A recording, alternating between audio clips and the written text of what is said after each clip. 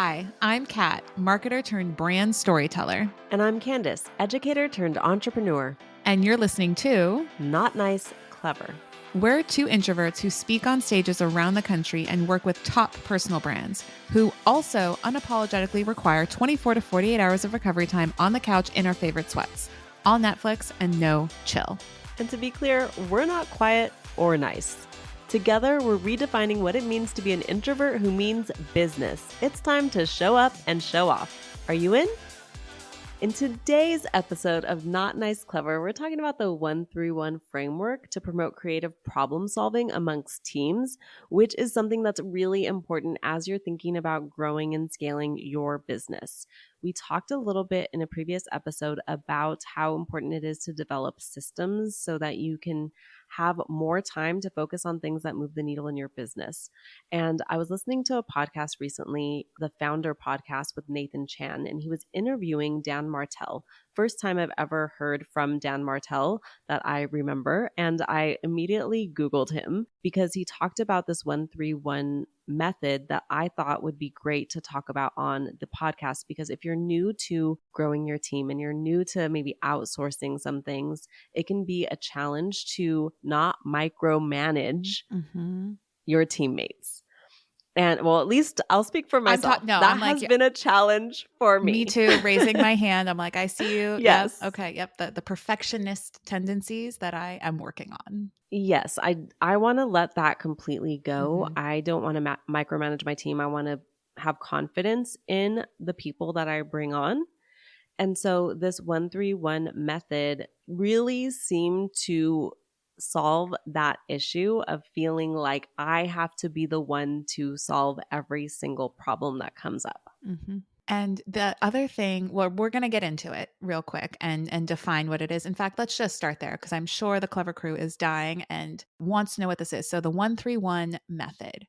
The first one stands for like the problem. There's a problem that arises. You can reframe it as a challenge if that's a more empowering word for you. You've got a challenge. You've got a puzzle to solve, right? Whatever that one thing is. Caveat, don't try to solve multiple problems all at once because that's not efficient and doesn't work. But so you got one problem. And then instead of just immediately running to your team lead, to your boss, your manager, your supervisor, which, you know, Candice and I are all in those roles. And so to me.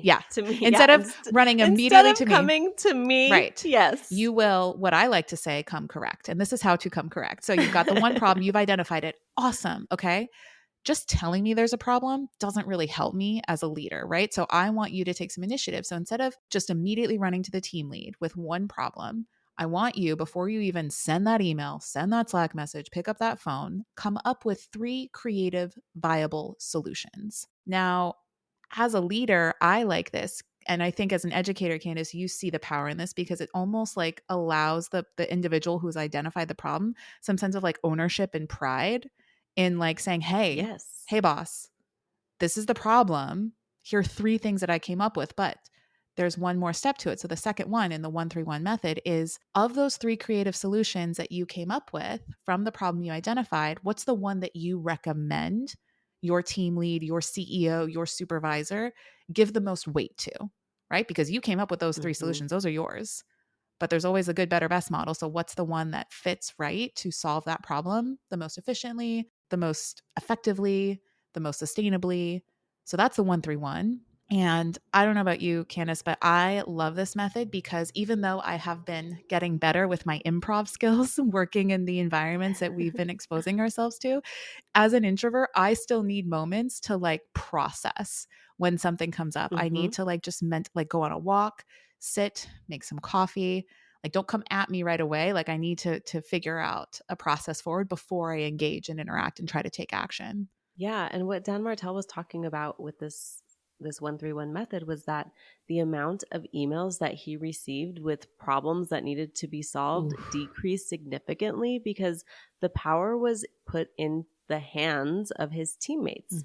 And so one, it gave them confidence to be proactive and take an action that they think is right, even before having to bring this up to him.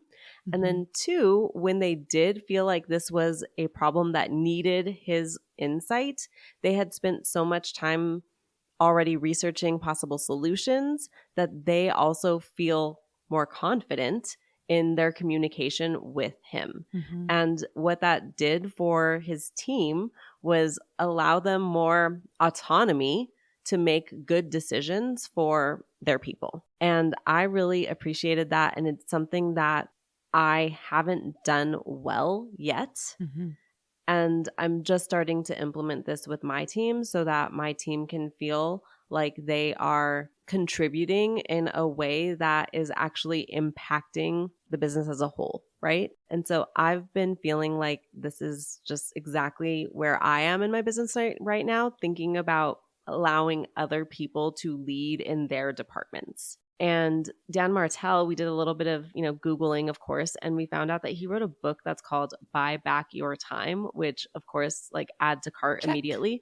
Right. And I'm definitely going to be purchasing that book and reading it because that's kind of where I am and what Kat and I have been thinking about in our business in the last few months. Mm-hmm. And, Candice, just listening to you talk about this now, like this is a framework that I am starting to practice more. I think intuitively I was already kind of starting to go there, but it's great to have somebody else who's in a similar entrepreneurial space validate that where our instincts are going and wanting to not only lessen where we're being reactive and increase where we are being proactive, but also, again, allow our team the autonomy, loosen the reins. Barbara Corcoran's 80-20 rule that we have heard so much. 80% is good enough. The 20%, you can carry it across the finish line together and fix it. But I think this is also really helpful too, because I know even when I was starting out in my career before I started being responsible for other humans, which is just like still a crazy thing to me that I've built my businesses in that way.